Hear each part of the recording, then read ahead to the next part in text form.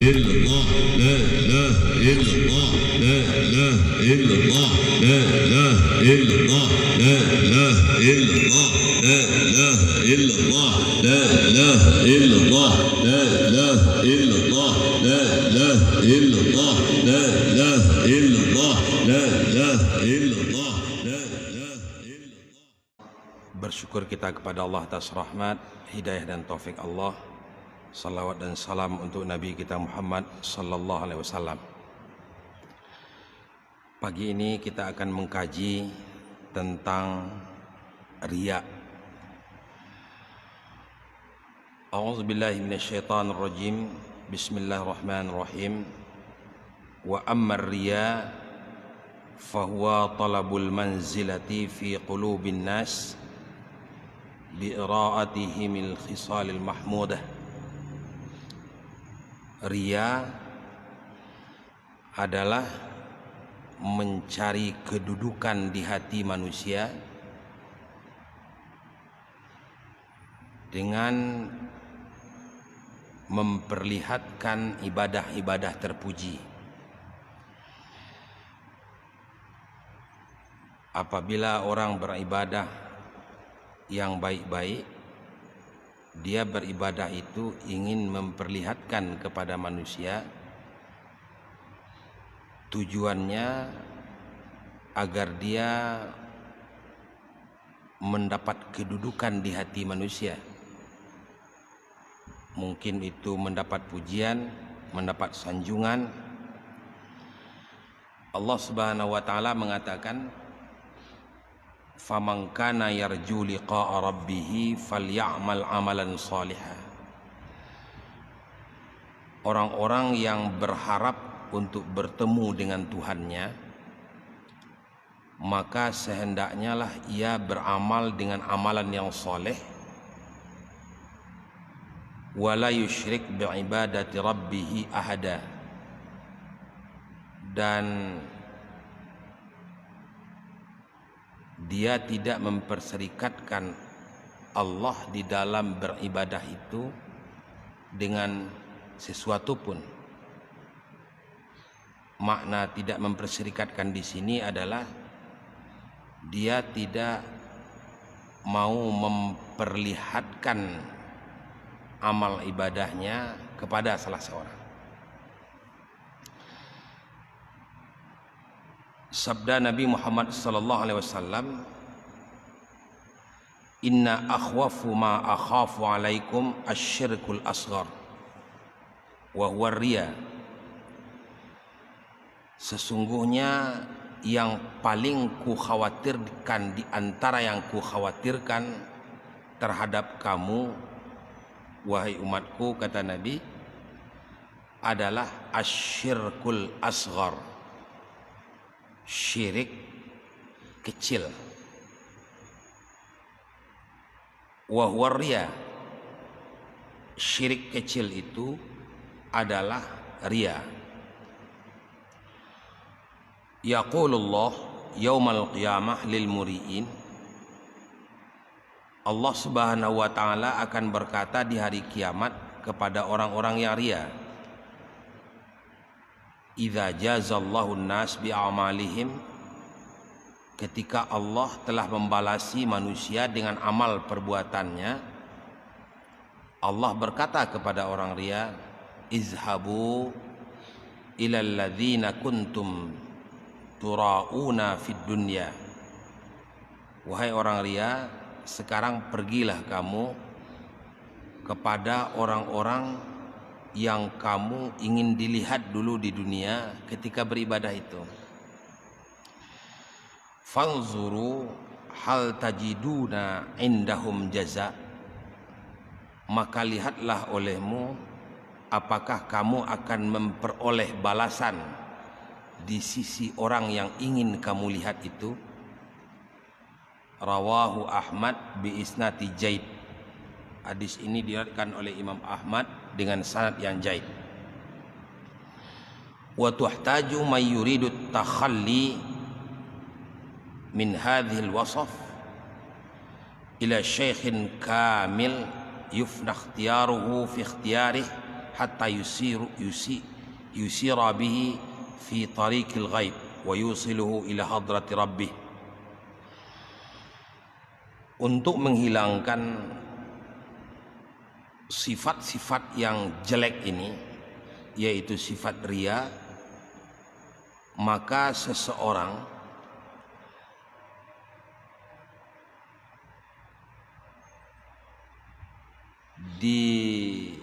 dihajati atau membutuhkan kepada seorang syekh yang kamil, seorang guru yang sempurna, di mana guru itu akan memberi petunjuk dan bimbingan sehingga seseorang mampu dalam beribadah kepada Allah dengan ikhlas, dan ibadahnya itu akan menyampaikannya kepada hadrat Tuhannya Azza wa Jalla. Dan karena itulah orang-orang yang tidak melalui langkah-langkah dan jalan-jalan untuk menghilangkan riya di dalam hatinya, maka sulitlah bagi orang itu untuk mencampakkan riya di dalam hatinya, dan sulit bagi seseorang apabila riya itu ada padanya sampai kepada derajat ihsan, yang mana derajat ihsan itu ia akan beribadah kepada Allah seolah-olah dia melihat Allah.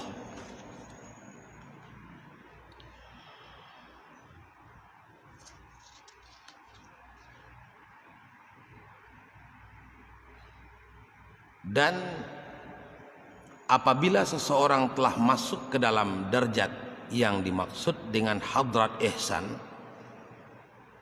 maka dia akan melihat bahwa sesungguhnya al-fa'il li jami'i amalihi khuluqan wa ijadan.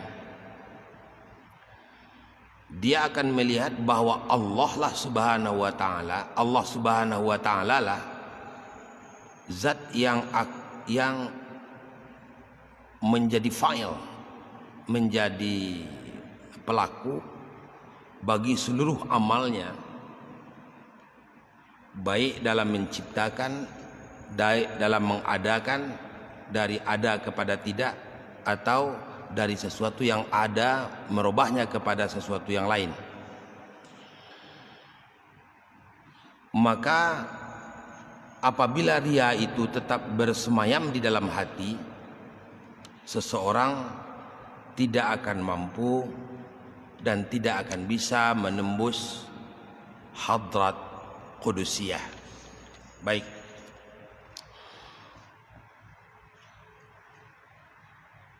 sifat yang kelima di antara sifat-sifat yang disebut dengan sifat zamim atau sifat tercela adalah sifat riya. Riya itu adalah beribadah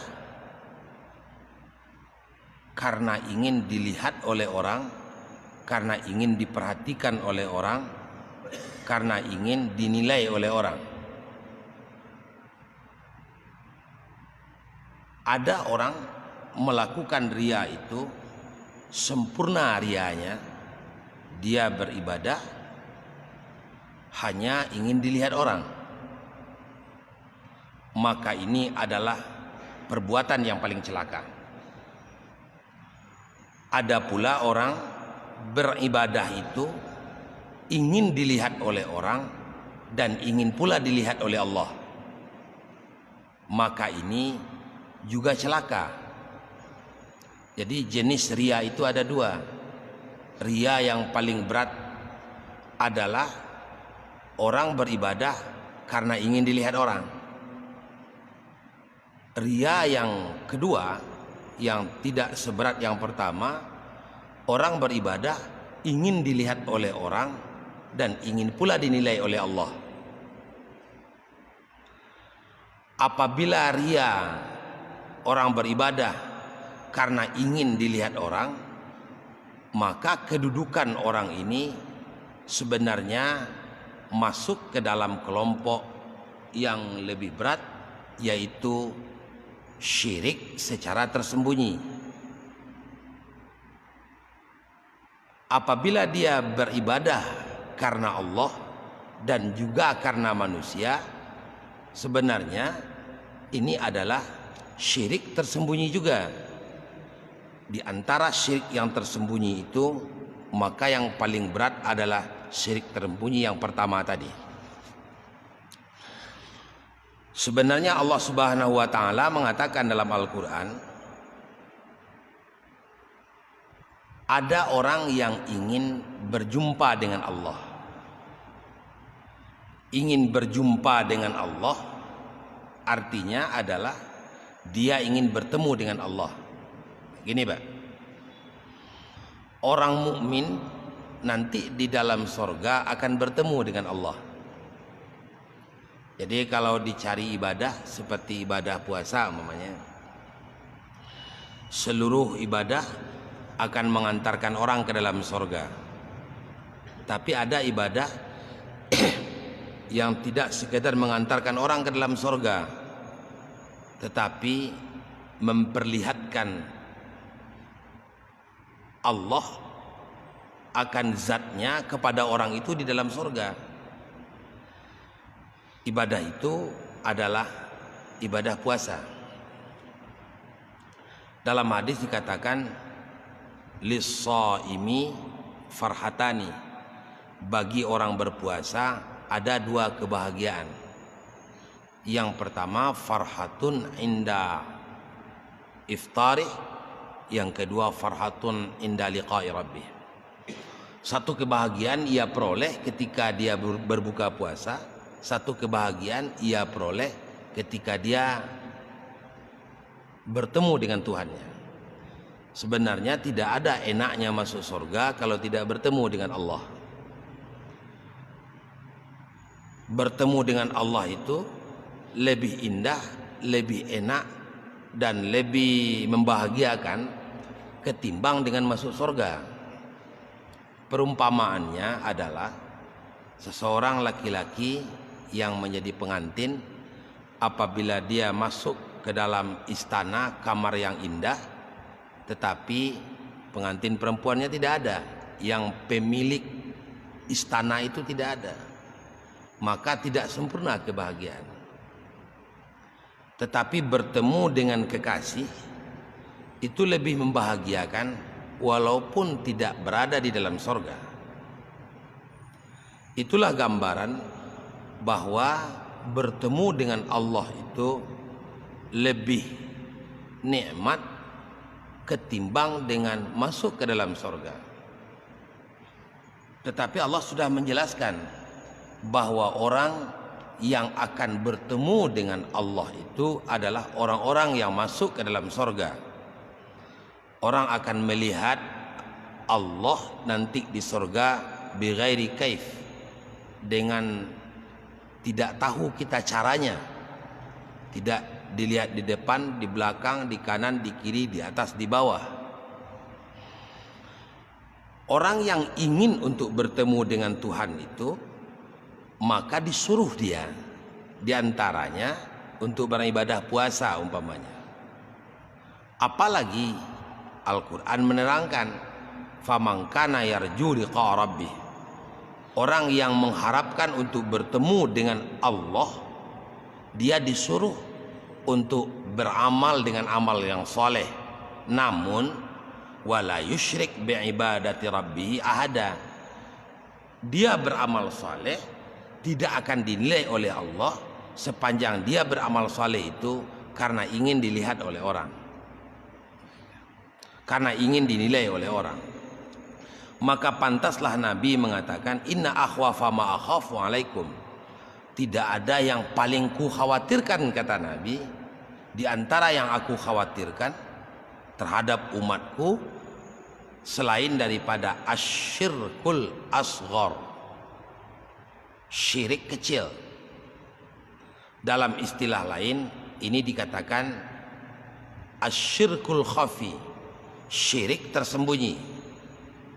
Syirik tersembunyi, syirik itu sebenarnya dosa besar. Karena semua dosa bisa saja diampuni oleh Allah. Yang tidak bisa dimaafkan Allah adalah syirik. Mengapa demikian? Yang pahit bagi Allah itu adalah apabila kita mengatakan cinta kepadanya, tapi kita melabuhkan cinta kepada yang lain. Kita mengatakan menghambakan diri kepadanya, tapi kita menghambakan diri juga kepada yang lain. Kita beribadah karenanya, tetapi sebenarnya hati kita beribadah karena yang lain Allah. Maka apabila ada orang tidak ikhlas di dalam beribadah, maka orang ini tidak akan pernah bertemu dengan Allah. Artinya sekali-kali orang itu tidak akan pernah mendapat pahala dari ibadah, sehingga nanti di akhirat Allah akan berkata, sekarang wahai orang yang ria, pergilah kamu kepada orang-orang yang kamu ingin dilihat dulu dalam beribadah ketika kamu di dunia, dan kamu silahkan untuk melihat apakah mereka yang kamu harapkan kamu dipuji olehnya mampu untuk memberikan balasan kepadanya. Maka jawabannya tentu tidak. Namun yang menjadi persoalan sekarang, ria itu kan kerja hati. Ria itu kerja hati. Kerja hati hanya akan mampu dan dapat dirubah oleh orang yang ahli dengan hati. Ini jadi persoalan sekarang. Orang yang beramal atau memperbaiki diri sendirian tanpa mempunyai guru, tanpa belajar kepada guru, maka yang akan terjadi adalah dia akan memperbaiki diri tidak sesuai dengan cara yang diatur dan disuruh oleh Allah Subhanahu wa taala. Maka dibutuhkanlah bagi kita masing-masing yang ingin tercampak sifat ria di dalam hati kita, mencari seorang guru yang ahli untuk menghapuskan segala bentuk-bentuk sifat, diantaranya sifat ria ini. Baik, apa cara biasanya yang dilakukan oleh seorang guru atau seorang mursyid agar ria itu tercampak dalam hati? Maka ada beberapa ibadah yang ia harus lakukan.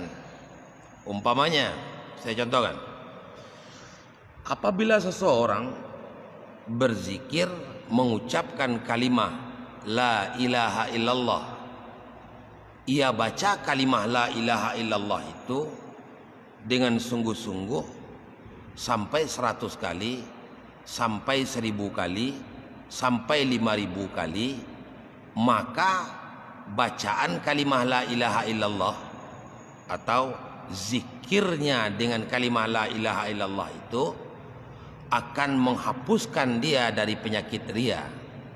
Kenapa demikian? Karena kalimat la ilaha illallah itu adalah kalimatut tauhid. Karena ia kalimatut tauhid, maka nyata dan terang bagi orang bahwa Allah lah segala-galanya. Allah lah yang akan membalasinya dalam beribadah. Karena Allah yang menggerakkannya, karena Allah yang memberi rezekinya, karena Allah yang menyayanginya, karena Allah pula lah dia ada, dan karena Allah pula dia tidak ada.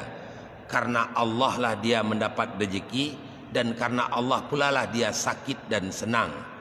Apabila telah Allah semuanya dia bertauhid, lahirlah keikhlasan. Apa itu ikhlas?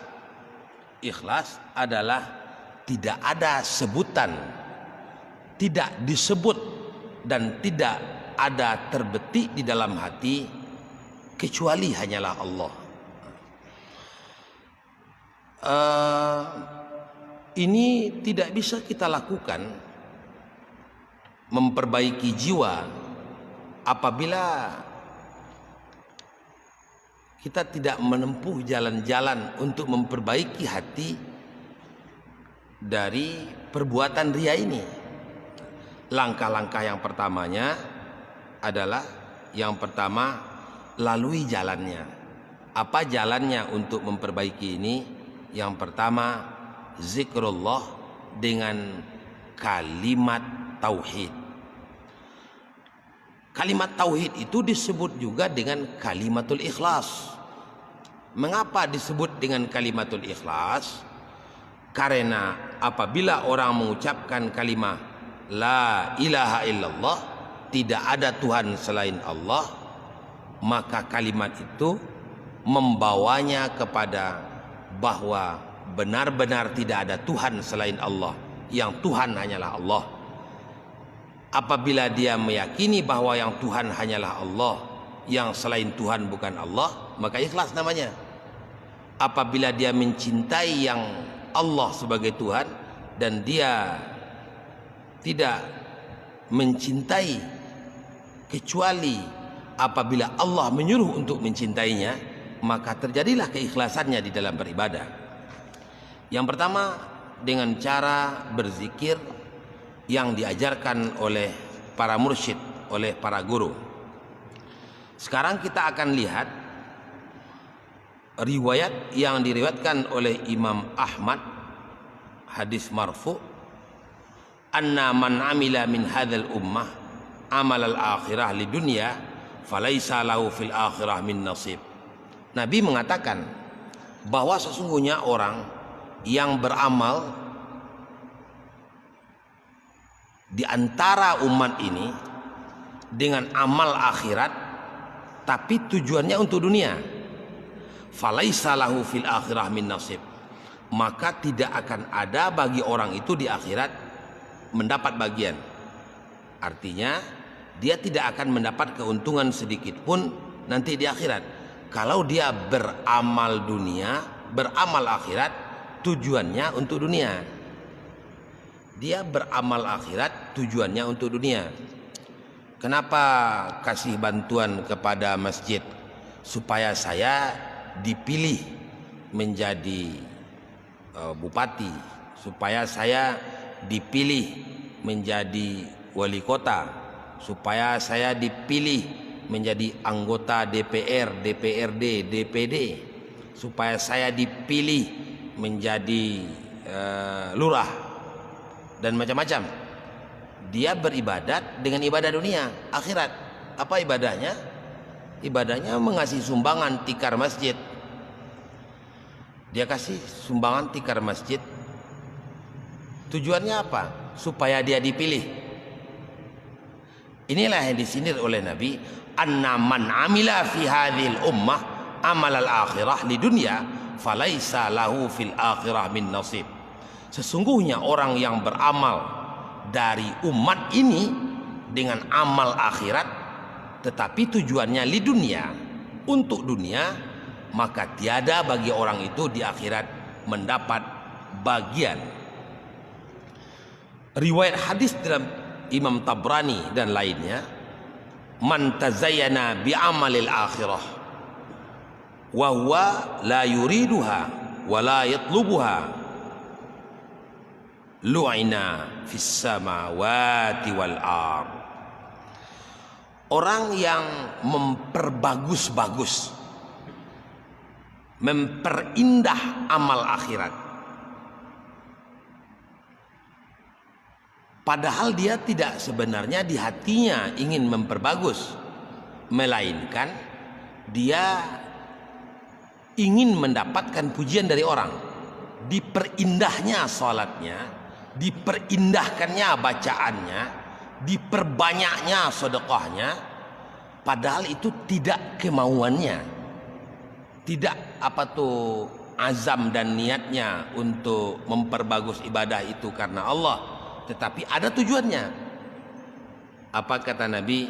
Lu'ina fis samawati wal ard. Orang ini akan dilaknati oleh penduduk langit dan oleh penduduk bumi. Itu bahayanya orang mempercantik ibadah, adapun memperbagus ibadah adalah baik. Tapi memperbagus ibadah untuk tujuan dunia, untuk supaya dipuji, untuk supaya dipilih, untuk supaya disenangi oleh orang, maka laknat Allah yang akan dapat oleh kita. Riwayat dari Ibnu Jarir At-Tabari, hadis mursal, katanya, la yaqbilullahu amalan fihi mithqala habbatin min khardalin min riya. Sekali-kali, maaf, tidaklah Allah akan menerima satu buah amal yang bila mana semiskal habbah, sebesar biji kecil dari ria yang ada di hatinya. Ria apabila ada di hati manusia, maka Allah tidak akan pernah menerima amal orang ini. Fahuwa ala darbain, ria ini ada dua macam. Yang pertama, ria umah, ria semata-mata. Wa huwa ayyuridu bi amalil akhirah naf'ad dunia. Itu orang menyengaja beramal akhirat untuk mendapat kemanfaatan dunia.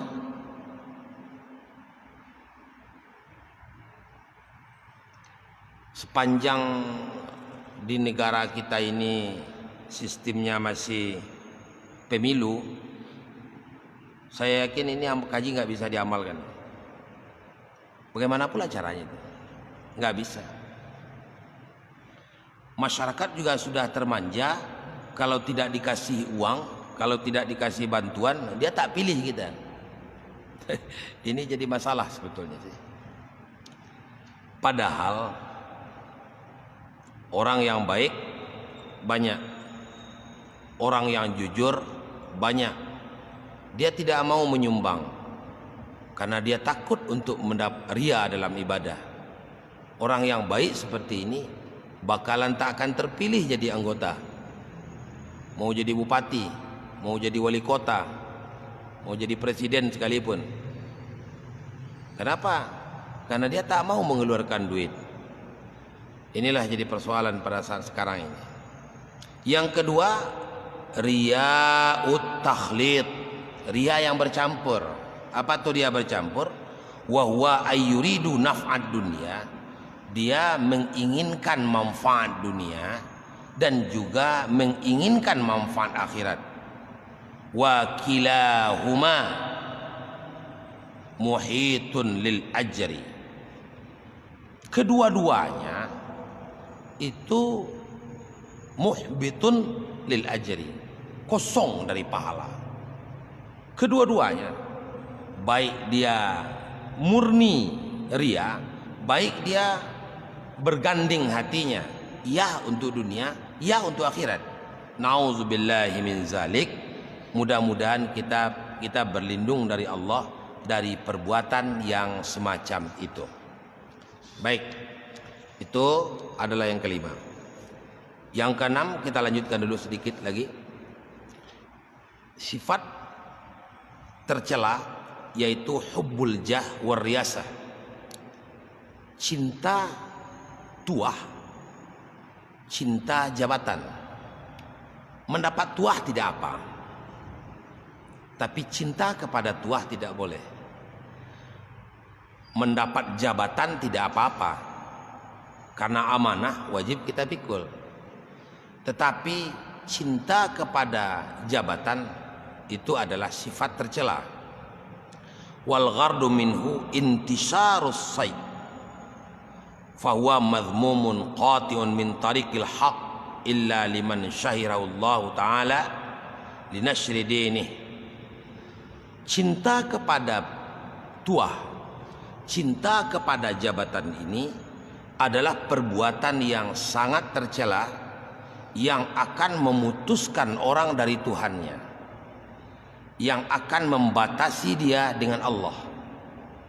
Ada orang tidak bisa tenang hidupnya Orang yang tak tenang hidupnya menandakan dia tak terhubung dengan Allah. Orang yang terhubung hatinya dengan Allah, dia tidak akan pernah merasa resah dengan apapun kondisi yang ada di dunia ini. Ketika terputus hubungan kita dengan Allah, ketika itulah kita terasa panik, terasa sakit kepala, terasa pusing dengan persoalan-persoalan yang ada di dunia ini. Tidak salah pun jadi salah, yang salah pun jadi benar, yang benar jadi salah. Itu dalam kondisi apa? Dalam kondisi kita tidak terhubung dengan Allah. Ketika hati kita selalu terhubung dengan Allah, maka ketika itu orang sepahit apapun derita hidupnya, dia tak akan mengeluh. Sesusah apapun ekonominya, dia tidak akan menjerit. Serendah apapun dia dihinakan, dia tidak merasa terhina.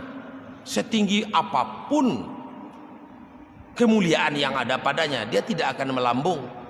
Kenapa? Karena hatinya terhubung dengan Allah. Orang yang ingin dituahkan, orang yang cinta dengan kedudukan, maka ia tidak akan memperoleh ketenangan batin, karena cinta dengan kedudukan itu adalah sesuatu yang dicela oleh Allah dan Rasulnya.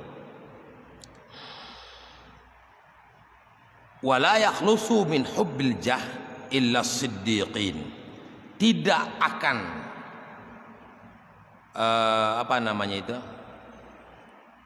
terbebas orang dari cinta kepada tuah ini kecuali orang-orang siddiqin saja, orang-orang yang jujur, orang-orang yang benar. Orang yang benar adalah orang yang tahu dengan dirinya dan sadar dengan dirinya bahwa sebenarnya kita bodoh, kita tidak mampu, kita tidak bisa. Banyak orang yang lebih pandai dari kita, banyak orang yang lebih hebat dari kita, banyak orang yang lebih alim dari kita. Itu baru orang, belum Allah. Allah pasti zat yang maha alim, Allah pasti zat yang maha kaya. Orang yang bisa menerima keadaan dirinya, jujur terhadap dirinya, maka dia tidak akan pernah cinta dengan jabatan.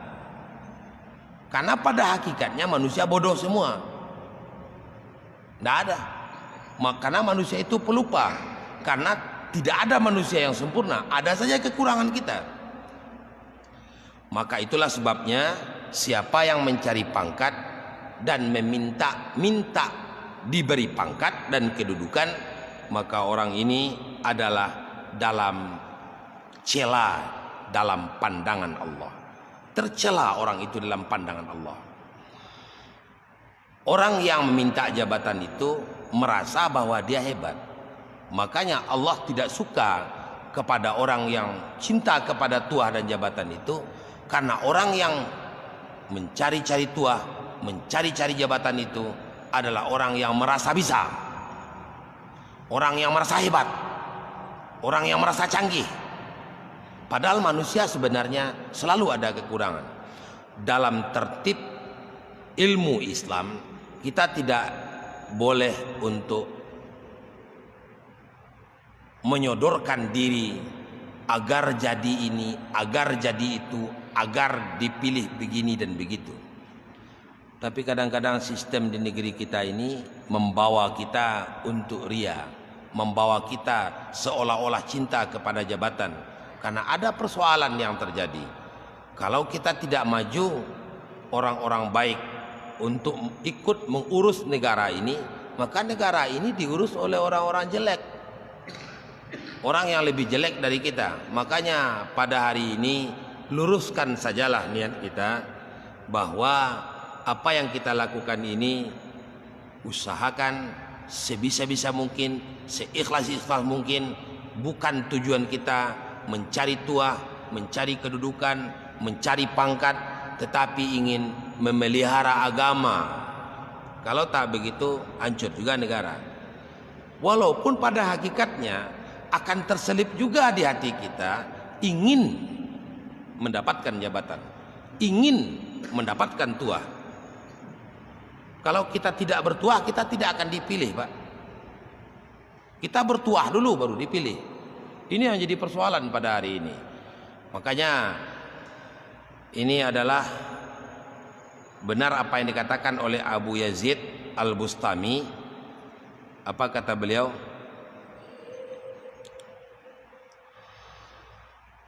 Di antara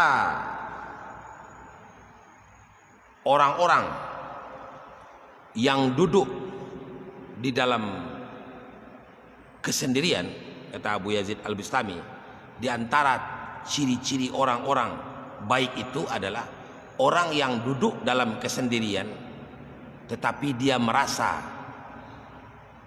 dia sedang dengan Allah.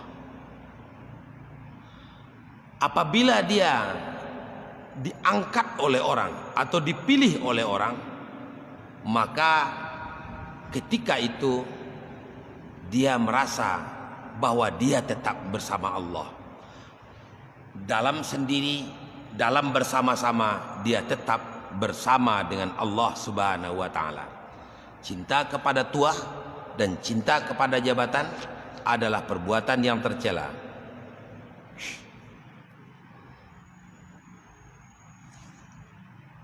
Ini semuanya tidak akan dapat hilang. Semuanya. Kenapa? Apabila seseorang tidak menempuh cara agar dia tetap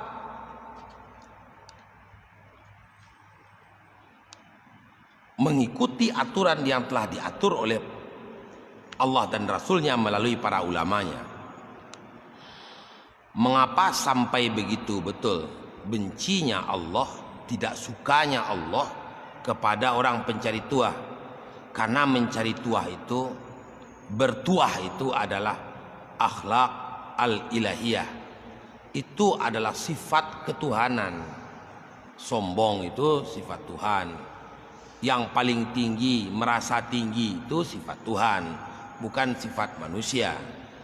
Maka apabila ada orang kibir kemarin, sombong, merasa hebat, apabila ada orang ingin mencari tuah dan mendapatkan tuah, sehingga dia dituah-tuahkan, sehingga dia diagung-agungkan, padahal yang diagung-agungkan itu sebenarnya adalah sifatnya Allah, bukan sifat kita. Mendapat kemuliaan, maka agar kita jangan sampai dibenci oleh Allah dengan sebab mendapatkan kemuliaan, mendapatkan kebaikan, maka ketika kita mendapatkan kemuliaan, cepatlah puji Allah. Ada orang puji kita, Bapak, ini Bapak ini bagus orangnya, di depan kita, cepat puji Allah. Alhamdulillah. Pujian itu adalah bagi Allah, bukan bagi saya. Cepat ucapkan alhamdulillah. Apabila orang tidak cepat mengucapkan alhamdulillah, maka hatinya akan melambung seolah dia yang hebat betul. Ketika itu adalah saat-saat orang lupa dengan Allah Tuhannya. Apabila orang lupa dengan Allah, wallahu ta'ala yaghdibu, Allah ketika itu marah. Kenapa? Karena yang paling tidak disukai Allah itu adalah orang dalam kesehariannya mengatakan cinta dan kasih kepada Allah, tetapi dia lupa kepada Allah. Dia tidak ingat kepada Allah ketika dia diberi oleh nikmat, diberi Allah berupa nikmat, kedudukan, jabatan, kemuliaan, harta, dan lain-lain. Semua yang ada itu tentu terletak di dalam segumpal daging yang ada di dalam dada manusia. Daging itu adalah hati manusia. Hati manusia itu tidak akan bisa dibersihkan dengan baik, dengan bersih, kecuali apabila orang bermulazamah dalam berzikir. Kata kuncinya adalah tidak ada tasawuf, tidak ada akhlak yang baik, tidak ada akhlak itu akan menjadi baik tanpa orang berzikir kepada Allah. Jadi ada istilah disampaikan oleh ulama, la tasawuf illa zikir. Tidak ada tasawuf itu kecuali zikir. Tidak ada akhlak tanpa ada tasawuf. Akhlak yaitu perbuatan yang dilakukan oleh orang tanpa dia sengaja-sengaja, tapi perbuatan itu sudah merupakan sikap jiwanya. Jiwa yang mana? Jiwa yang bersih. Jiwa yang bersih itu bagaimana caranya? Ya belajar ilmu tasawuf. Belajar tasawuf itu bagaimana caranya? Tidak ada kata kuncinya kecuali zikir, istighfar, zikir, istighfar, zikir, istighfar. Maka para ulama tasawuf telah membagi zikir itu kepada 4 macam tingkatan. Yang pertama disebut dengan zikir syariat. Zikir apa yang telah kita baca sehari-hari. Subhanallah walhamdulillah wa la ilaha illallah wallahu akbar. La ilaha illallah, la ilaha illallah, subhanallah wa bihamdihi, subhanallahil azim. Seraya hadir hati kepada Allah. Yang kedua, apabila orang telah berzikir dengan kalimah la ilaha illallah, inti dari la ilaha illallah adalah Allah Tuhanku, maka lahirlah di hatinya Allah saja. Ma fi qalbi ghairullah, tak ada di hatiku selain Allah. Maka dia berzikir dengan hatinya Allah, Allah. Istilah ini disebut dengan zikir tariqat. Apabila telah berpalun cintanya kepada Allah karena dia selalu menyebut Allah sebagaimana yang Allah perintahkan kepadanya di dalam Al-Quran surat Al-Muzammil ayat 8, wazkurisma rabbika wa tabattal ilaihi tabatila. Sebutlah olehmu nama Tuhanmu dan bertabatullah kamu kepada Allah dengan sempurna bertabatul. Maksudnya bertabatul ini adalah berikhlaslah kamu kepada Allah dengan sesempurna-sempurna ikhlas dalam berzikir kepada Allah. Apabila orang berzikir di hatinya la ilaha illallah Allah Allah, di lidahnya Allah Allah, di hatinya Allah, itu namanya sepakat antara lahir dengan batin. Apabila telah sepakat zahirnya dengan batinnya, itu zikir namanya. Apabila lidahnya mengucapkan la ilaha illallah tapi hatinya tidak, itu namanya adalah orang tak sepakat antara zahirnya dengan batinnya. Apabila tak sepakat zahir dengan batinnya, maka zikirnya itu tidak akan membawa kepada perubahan daripada akhlaknya. Maka sangat pentinglah kita belajar ilmu zikir. Maka derajat yang ketiga yaitu zikir, namanya zikir hakikat, yaitu yang teringat hanyalah dia saja. Fa'lam annahu, ketahuilah oleh kamu bahwa sesungguhnya Tuhan yang kamu sembah itu, dia itu adalah tidak ada Tuhan selain Allah. Sesungguhnya hu itu siapa? Dia. Apabila orang sudah bisa berzikir dengan zikir hu, maksudnya hanya dia yang dia ingat. Dia baca kalimat hu atau tak ia baca, tetapi yang dia ingat adalah dia, hanya dia, maka itu disebut dengan zikir hakikat. Apabila betul-betul hadir hatinya kepada Allah, tidak ada sebutan lagi, tapi ingatnya berkekalan, maka itulah yang disebut dengan zikir ma'rifat. Secara garis besar itu zikir yang harus kita lalui dan kita pelajari dengan cermat sehingga terubah dan berubah akhlak kita dari akhlak yang mazmumah menjadi mahmudah. Itu 2 buah sifat yang harus kita rubah pagi ini, yang kita pelajari pagi ini. Yang pertama tadi riya, yang kedua hubbul jah war riyasah. Mudah-mudahan pertemuan ini ada berkat, ada manfaatnya untuk kita bersama. Subhanallah wa bihamdihi, subhanakallahumma wa bihamdika, asyhadu la ilaha illa anta, astaghfiruka wa atubu ilaik. Walhamdulillahi rabbil alamin. Assalamualaikum warahmatullahi wabarakatuh.